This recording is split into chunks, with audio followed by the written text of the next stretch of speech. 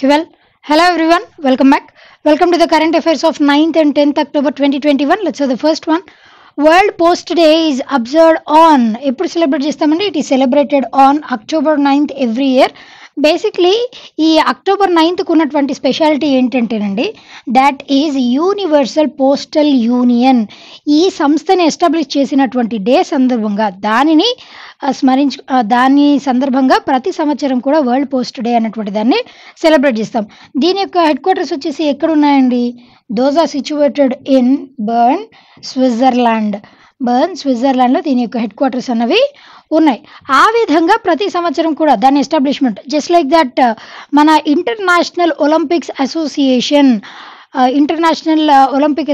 దాని యొక్క ఎస్టాబ్లిష్మెంట్ అయినటువంటి 23rd జూన్ మనం ఏ విధంగా అయితే ఇంటర్నేషనల్ ఒలింపిక్స్ డేని సెలబ్రేట్ చేస్తామో, ఇక్కడ కూడా ఈ యూనివర్సల్ పోస్టల్ యూనియన్ దీని ఎస్టాబ్లిష్మెంట్ సందర్భంగా ప్రతి సంవత్సరం కూడా పోస్ట్ డేని సెలబ్రేట్ చేస్తుంటాం. If you go back to history, lord Dalhousie గారు ఈ పోస్టల్ సిస్టమ్ అన్నటువంటి దానిని ఇంట్రడ్యూస్ చేసినటువంటి వ్యక్తి. డల్హౌసీ గారు కేవలం ఈయన డల్హౌసీ పేరు అనగానే మనకు ఇమీడియట్గా స్ట్రైక్ అయ్యేటువంటి అంశం ఏంటండి? డాక్ట్రిన్ ఆఫ్ ల్యాబ్స్ కాకుండా ఈయన మన భారతదేశానికి మేలు చేకూర్చేటువంటి పనులు కూడా చాలా చేపట్టారండి. దాంట్లో వన్ ఆఫ్ ద థింగ్స్ వచ్చేసి ఈ విధమైనటువంటి ఎన్హాన్స్మెంట్స్. దాంట్లో రైల్వేస్ని ఇంట్రడ్యూస్ చేశారు, పోస్టల్ సర్వీసెస్ని ఇంట్రడ్యూస్ చేశారు, టెలిగ్రాఫ్స్ని ఇంట్రడ్యూస్ చేశారు, అండ్ స్టీమ్ ఇంజన్స్ని కూడా ఇంట్రడ్యూస్ చేసినటువంటి వ్యక్తి లార్డ్ డల్హౌసీ గారు. ఈ విధంగా if you way back to history, lord Dalhousie గారు మొట్టమొదటిసారిగా ఈ సిస్టమ్ని ఇంట్రడ్యూస్ చేశారు. దాని తర్వాత యూనివర్సల్ పోస్టల్ యూనియన్ అన్నటువంటి దాన్ని ఎస్టాబ్లిష్మెంట్ డే సందర్భంగా దీనికి ఉన్నటువంటి పోస్ట్కు ఉన్నటువంటి విలువని అవేర్నెస్ ప్రజలు క్రియేట్ చేస్తూ ఈ డేని సెలబ్రేట్ చేస్తున్నాం. అదేవిధంగా ఈ ఇయర్ థీమ్ వచ్చేసి ఏంటండి? 2021, that is innovate to recover అన్నటువంటిది ఈ ఇయర్ 2021 ఈ వరల్డ్ పోస్ట్ డే యొక్క థీమ్. ఇది మాత్రమే కాదండి, దాంతో పాటుగా వరల్డ్ మైగ్రేటరీ బర్డ్స్ డే కూడా మనం అక్టోబర్ 9th సెలబ్రేట్ చేస్తాం. అదేవిధంగా వేరే ఆప్షన్స్ విషయానికి వస్తే అక్టోబర్ 2nd వచ్చేసి వాట్ ఈస్ ద ఇంపార్టెన్స్ అండి? That is international day of non violence. International Day of Non-Violence is celebrated on October 2nd. That is the birth anniversary of Mahatma Gandhi, who is considered as father of the nation. అదేవిధంగా October 5th వచ్చేసి what is the prominence అండి? World teachers day is celebrated on October 5th. September 5th వచ్చేసి national లెవెల్లో సర్వేపల్లి రాధాకృష్ణన్ గారి birth యానివర్సరీని మనం national లెవెల్లో national teachers డేగా celebrate చేస్తాం. గ్లోబల్ లెవెల్లో October 5th. Do remember this thing. అదేవిధంగా అక్టోబర్ 10th వచ్చేసి what is the prominence of this day అండి? World mental health day. దీనికి ఉన్నటువంటి ప్రాధాన్యతని తెలియజేస్తూ దాని పట్ల మెంటల్ హెల్త్ అనగానే మనకి ఇమీడియట్గా గుర్తొచ్చేది చాలామంది అనుకునే అంశం ఏంటి అంటే, ఇఫ్ మన మెంటల్ హెల్త్ గురించి ఇంకొకళ్ళతో చర్చిస్తే, ఇల్ హెల్త్గా ఉన్నామని చెప్పేసి ఇంకొకళ్ళతో చర్చిస్తే మనం తక్కువైపోతాం. ఇట్లాంటి చాలా రకాలైనటువంటి అపోహలతో చాలామంది వాళ్ళ యొక్క మెంటల్ హెల్త్ గురించి ఎక్కువగా కేర్ తీసుకోరు. ఆ అపోహలన్నింటినీ కూడా తొలగిస్తూ అవేర్నెస్ని క్రియేట్ చేస్తూ ఈ వరల్డ్ మెంటల్ హెల్త్ డేని సెలబ్రేట్ చేస్తారు. That is on October 10th every year. October 11th వచ్చేసి వాట్ ఈస్ ద ప్రామినెన్స్ అండి? International girl child day is celebrated on October 11th. These are several other important days that are celebrated in the month of October. Right, next one. Recently, who has been appointed as the brand ambassador of Senco Gold and Diamonds? Who is she? Kiera Advani garu recentగా Senco Gold and Diamonds దీంట్లో కూడా gold జ్యువెలరీకి మాత్రమే ఈవిడ brand అంబాసిడర్గా ఈవిడ్ని appoint చేశారు. రీసెంట్గా మన కీరా అద్వానీ గారు అదేవిధంగా సిద్ధార్థ్ మల్హోత్రా వీళ్ళిద్దరినీ కూడా, కీరా అద్వానీ అండ్ సిద్ధార్థ్ మల్హోత్రా వీళ్ళిద్దరూ కలిపి ఒకదానికి బ్రాండ్ అంబాసిడర్గా వీళ్ళిద్దరిని అపాయింట్ చేశారండి. దాట్ ఈజ్ 1FIT+ అన్నటువంటి దానికి బ్రాండ్ అంబాసిడర్గా వీళ్ళిద్దరిని అపాయింట్ చేశారు. ఆ విషయం గురించి కూడా మనం డిస్కస్ చేసాం. అదేవిధంగా దీనితో పాటుగా ద్యుతి చాంద్, మన భారతదేశానికి చెందినటువంటి స్ప్రింటర్ అయినటువంటి ద్యుతి చాంద్ ఈవిడ్ని ఈ సెన్కో గోల్డ్ అండ్ డైమండ్స్ అయినటువంటి ఈ విభాగంలోనే లైట్ వెయిట్ జ్యువెలరీ ఈ విభాగానికి బ్రాండ్ అంబాసిడర్గా ఆవిడ్ని ద్యూతి చాంద్ గారిని అపాయింట్ చేశారు.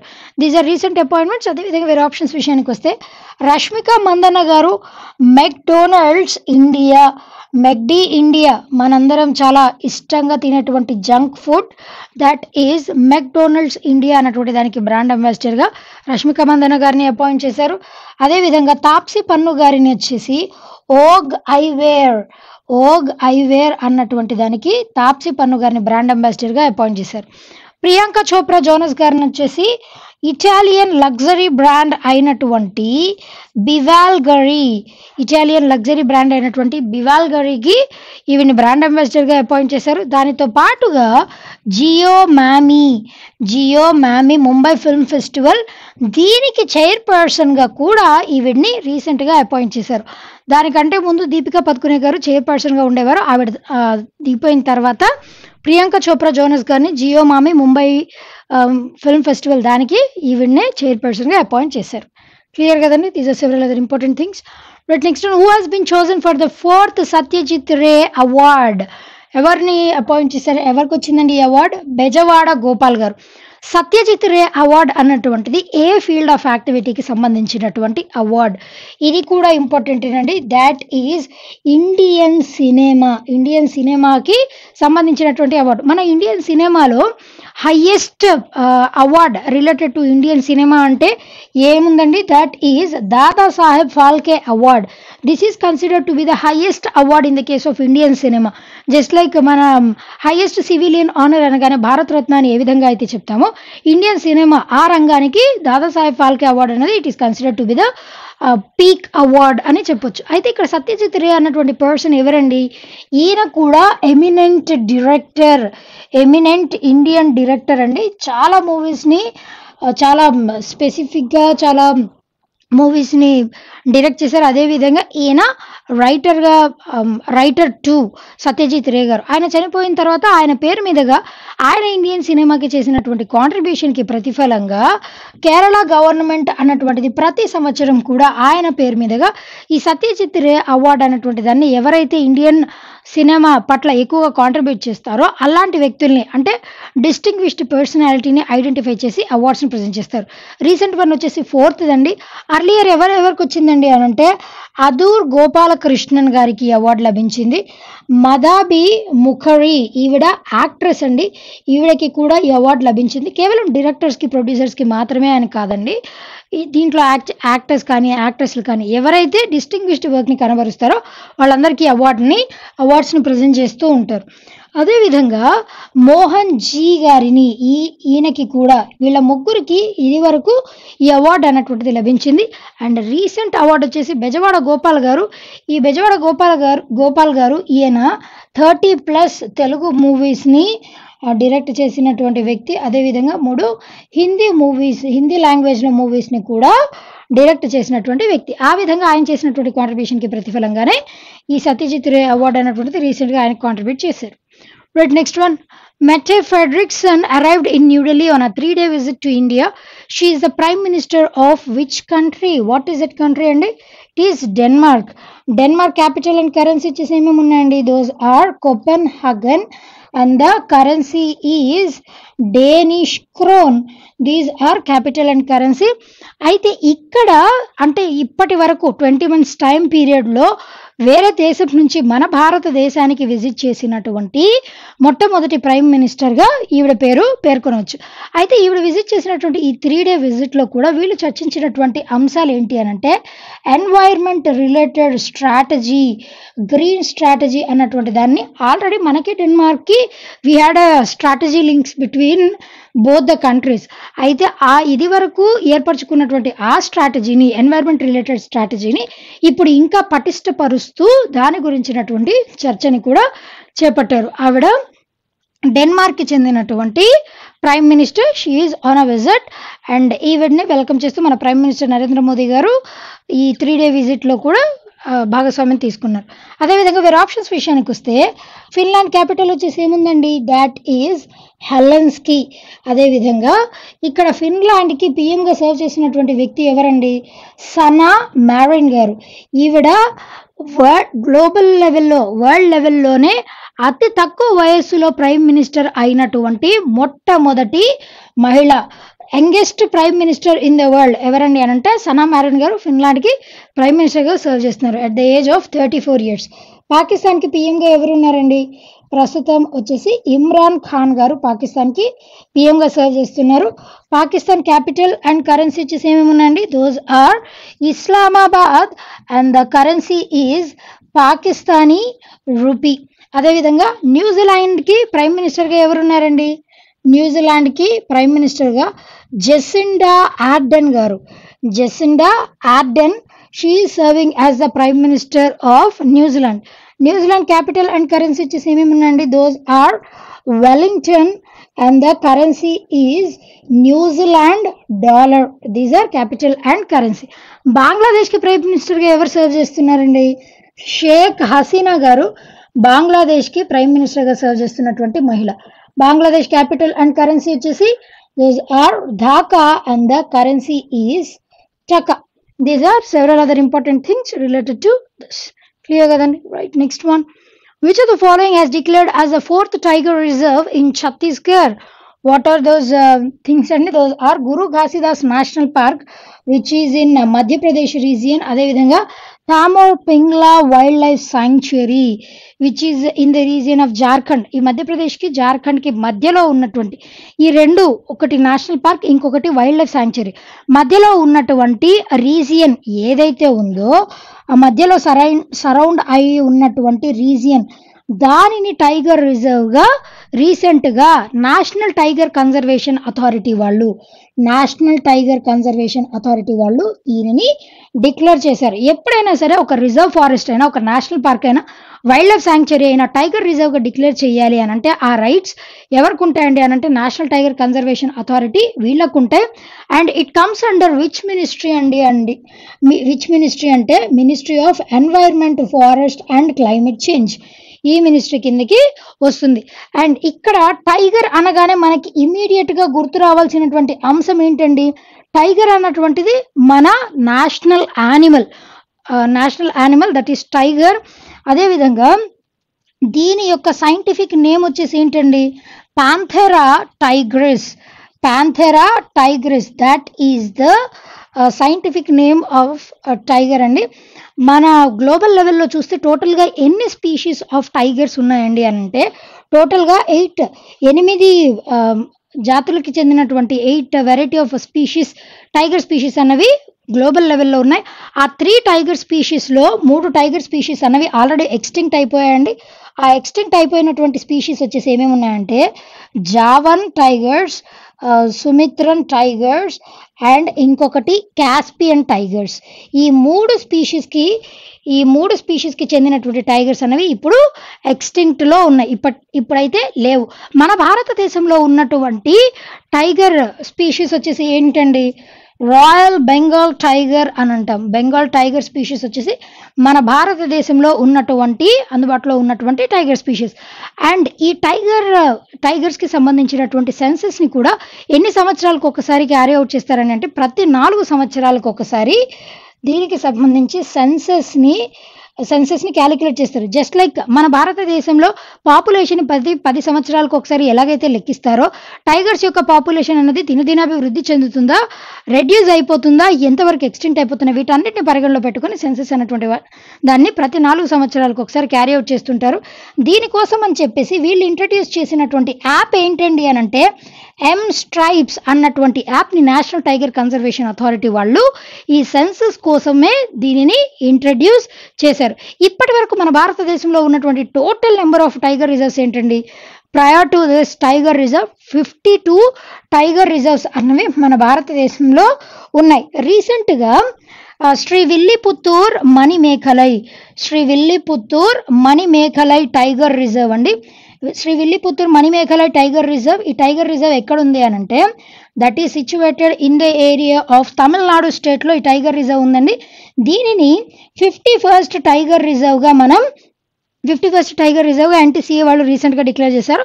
దాని తర్వాత 52nd టైగర్ రిజర్వ్గా రాజస్థాన్లో ఉన్నటువంటి రామ్ఘర్ టైగర్ రిజర్వ్ వచ్చేసి రాజస్థాన్ రీజియన్లో ఉందండి. దానిని 52nd టైగర్ రిజర్వ్గా రీసెంట్గానే డిక్లేర్ చేశారు. దాని తర్వాత ఈ national park Guru Ghasidas national park and Tamor Pingla wild life sanctuary, ఈ 2 రీజియన్స్కి మధ్య ఉన్నటువంటి రీజియన్ టైగర్ రిజర్వ్గా రీసెంట్గా డిక్లేర్ చేశారు.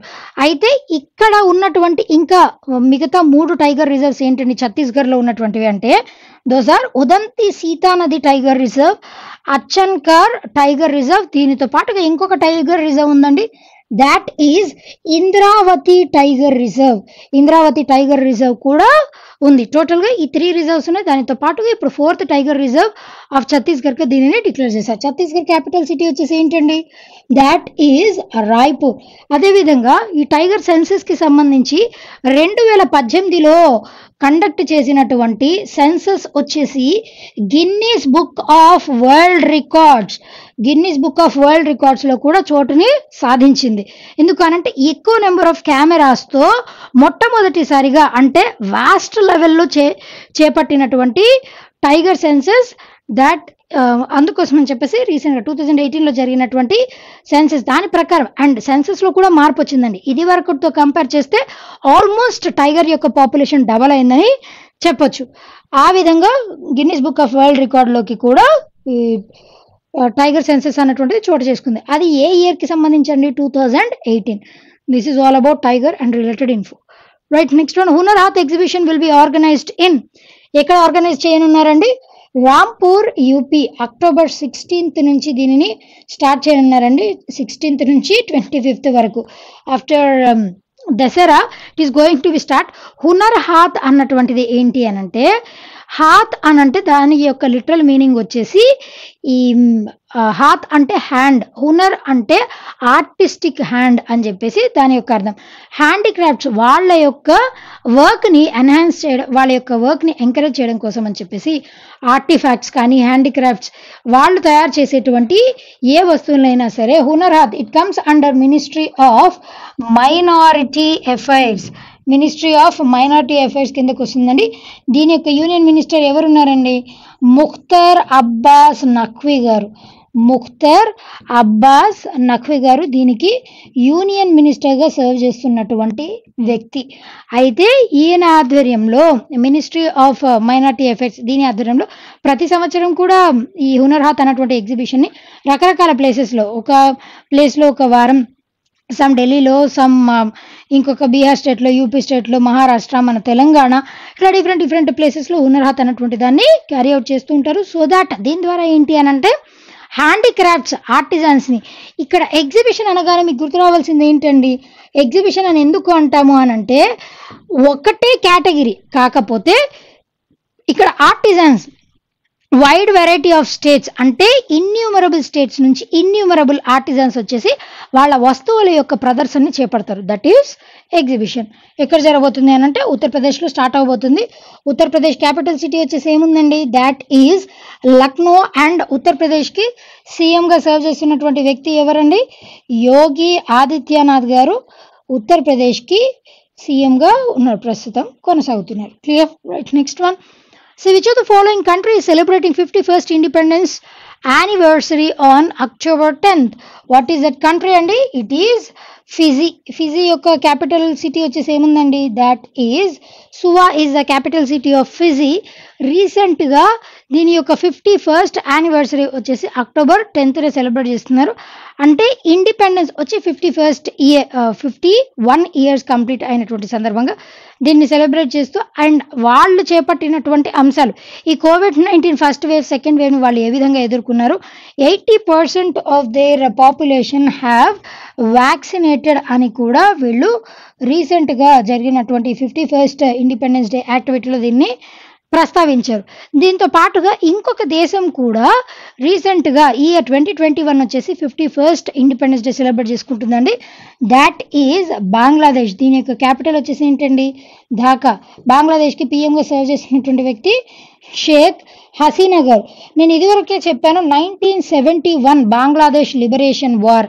అసలు బంగ్లాదేశ్ లిబరేషన్ వార్ కంటే ముందు బంగ్లాదేశ్ అన్నటువంటిది మనం పాకిస్తాన్ విషయానికి వచ్చేసరికి east Pakistan and west Pakistan అని 2 రీజియన్స్గా డివైడ్ చేశారు. ఈస్ట్ పాకిస్తాన్ అన్నటువంటిది బంగ్లాదేశ్గా స్ప్లిట్ అయిపోయింది. ఆ 1971 బంగ్లాదేశ్ లిబరేషన్ వార్లో మన భారతదేశం ముఖ్య పాత్రని పోషించింది.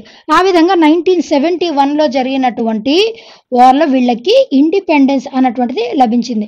ఆ విధంగా బంగ్లాదేశ్ ఒక కొత్త దేశంగా ఆవిర్భవించింది. రీసెంట్గా 50 years కంప్లీట్ అయిపోయినటువంటి సందర్భంగా గోల్డెన్ జూబ్లీ సెలబ్రేషన్స్ని కూడా జరుపుకున్నారు. దాంట్లో భాగంగానే మన ప్రైమ్ మినిస్టర్ నరేంద్ర మోదీ గారిని కూడా ఇన్వైట్ చేశారు. ఈ విధంగా ఈ 2 things. And Bangladesh independence day ఎప్పుడండి? March 26th. That is clear కదా? Right. Next one. See who has become Balkan's first winner of UNHCR Refugee Award. Who is he? Nikola Kovacevic. Nikola Kovacevic గారు రీసెంట్గా United nations ఈ HCR అన్నటువంటిది ఏంటి అని అంటే human commissioner for refugees, that is UNHCR అండి. ఈ UNHCR దీని యొక్క హెడ్ క్వార్టర్స్ ఎక్కడ ఉన్నాయండి? Those are situated in Geneva, స్విట్జర్లాండ్లో దీని యొక్క హెడ్ క్వార్టర్స్ అట్లా ఉన్నాయి. ఈయన సెర్బియాకి చెందినటువంటి వ్యక్తి. సెర్బియా క్యాపిటల్ అండ్ కరెన్సీ వచ్చేసి ఏమేమి ఉన్నాయండి? Those are Belgrade and the currency is Serbian dinar. అయితే ఇప్పుడు యుఎన్హెచ్సిఆర్ అవార్డ్, ఈ అవార్డ్ వచ్చేసి ఎప్పుడు స్టార్ట్ అయిందండి అని అంటే 1954వ సంవత్సరంలోనే ఈ అవార్డుని స్టార్ట్ చేశారండి. ఆ అవార్డుని గెలుచుకున్నటువంటి మొట్టమొదటి వ్యక్తి ఎవరండి అని అంటే ఎలినోర్ రూజ్వెల్ట్ గారు, యుఎస్కి చెందినటువంటి వ్యక్తి. ఎవరైతే రెఫ్యూజీస్ అంటే ఇప్పుడు ఫర్ ఎగ్జాంపుల్ ఇండియాలో వేరే ప్రాంతానికి చెందినటువంటి రెఫ్యూజీస్ అంటే వాళ్ళ దేశం నుంచి వాళ్ళ దేశంలో థ్రెట్స్ ఉన్నాయని చెప్పేసి మన భారతదేశానికి తరలి వచ్చారనుకోండి, అలాంటి వ్యక్తులని రెఫ్యూజీస్ అని అంటాం. అట్లా రెఫ్యూజీస్ వాళ్ళ యొక్క మదర్ ల్యాండ్కి పంపడం లేదా వాళ్ళ మదర్ ల్యాండ్లో వాళ్ళకి ప్రొటెక్షన్ని కల్పించడం, ఇలాంటి యాక్టివిటీస్ అన్నిటినీ ఎవరైతే చేపడతారో అలాంటి వ్యక్తులు చేసినటువంటి కాంట్రిబ్యూషన్కి ప్రతిఫలంగానే ఈ అవార్డ్స్ అన్నటువంటి దాన్ని ప్రకటిస్తారు. అండ్ ఈయన సెర్బియాకి చెందినటువంటి హ్యూమన్ రైట్స్ యాక్టివిస్ట్ లాయర్ అండి. Human right activist lawyer. ఆ విధంగా ఈయన చాలామంది అసైలం అంటే వేరే దేశంలో థ్రెట్ ఉంటే ఇంకొక దేశంలో వచ్చి ఇంకో దేశానికి వచ్చి తలదాచుకుంటారు కదండి, అలా అసైలం సీకర్స్ ఎంతోమంది అసైలం సీకర్స్ని సెర్బియాలో 30% of the asylum seekers got protection. వాళ్ళందరికీ కూడా ప్రొటెక్షన్ కల్పించినటువంటి ఘనత ఈయనకే దక్కింది. అండ్ ఎవరికైనా ఏదైనా కష్టం వచ్చినప్పుడు ఈయన ఫ్రీగా లీగల్ ఎయిడ్ని కూడా కల్పించినటువంటి వ్యక్తి. ఆ విధంగా రీసెంట్గా యుఎన్హెచ్సిఆర్ అవార్డ్ అన్నటువంటిది ఈయనకు అందజేయనున్నారు. It is going to be awarded on October 13th, not now. Clear? Right. Next one. See, Abdul Qadir Khan passed away recently. He was a renowned. Who is he? He was a renowned scientist అండి. Basically Abdul Qadir గారు he was born in మన భారతదేశంలోనే జన్మించినటువంటి వ్యక్తి అండి. భోపాల్ మధ్యప్రదేశ్లో జన్మించారు. దాని తర్వాత ఈయన మన భారతదేశానికి ఇండిపెండెన్స్ వచ్చినప్పుడు 1947లో ఇండియా పాకిస్తాన్గా 2 పార్ట్స్గా డివైడ్ అయిపోయింది. ఆ సంగతి మనందరికీ తెలుసు. అప్పుడు ఆయన దాని తర్వాత పాకిస్తాన్కి వెళ్ళిపోయి అక్కడే సెటిల్ అయిపోయారు. పాకిస్తాన్ తర్వాత ఇంకా వేరే దేశాల్లో కూడా ఆయన విద్యాభ్యాసాన్ని కొనసాగించి మళ్ళీ పాకిస్తాన్కి వచ్చి ఆయన యొక్క research activities especially in the field of nuclear బాంబ్లో ఆయన చేసినటువంటి కాంట్రిబ్యూషన్ వర్క్ అన్నటువంటిది పాకిస్తాన్కి చాలా ఫెచ్చింగ్ అయింది. అయినప్పటికీ కూడా ఆయన యొక్క వ్యాఖ్య ఏంటి అంటే గుర్తించలేదు, పాకిస్తాన్ గవర్నమెంట్ అన్నటువంటిది ఆయన గుర్తించలేదు అని చెప్పేసి ఆయన వన్ ఆఫ్ ద ఇంటర్వ్యూస్లో పేర్కొన్నటువంటి అంశం. ఆ విధంగా he is a familiar scientist from Pakistan అనే పేర్కొంటాం. ఎందుకంటే ఇండియన్ ఆరిజిన్ అయినప్పటికీ కూడా he got settled in Pakistan. Recently he has died because of COVID-19 complications వల్ల రీసెంట్గా ఈయన మృతి చెందారు. క్లియర్ కదండి. అదేవిధంగా మన ఇండియాకి పాకిస్తాన్కి మధ్య ఉన్నటువంటి సెపరేటింగ్ లైన్ ఏంటండి? దాట్ ఈజ్ రాడ్క్లిఫ్ లైన్ అని దానికి పేరు. అదేవిధంగా పాకిస్తాన్కి మరియు ఆఫ్ఘనిస్తాన్కి మధ్య ఉన్నటువంటి బౌండరీ లైన్ ఆర్ బార్డర్ వచ్చేసి ఏంటండి? That is Durand line. మరి లైన్ ఆఫ్ కంట్రోల్కి దీనికి తేడా ఏంటండి అని అంటే, ఇండియాకి పాకిస్తాన్కి మధ్య ఉండేటువంటి మిలిటరీ సెపరేటింగ్ లైన్, దానిని లైన్ ఆఫ్ కంట్రోల్ అని అంటాం. Clear right. Next one, the last one for today. Which Indian sports team has withdrawn from participation in 2022 Commonwealth games? What is that sport అండి? It is hockey. మన భారతదేశం తరపు నుంచి అసలు ఈ కామన్వెల్త్ గేమ్స్ 2022లో ఎప్పటి నుంచి ఎప్పటి వరకు జరగనున్నాయండి అని అంటే, జూలై 28 నుంచి 8 ఆగస్ట్ 2022 బ్రిమింగ్హామ్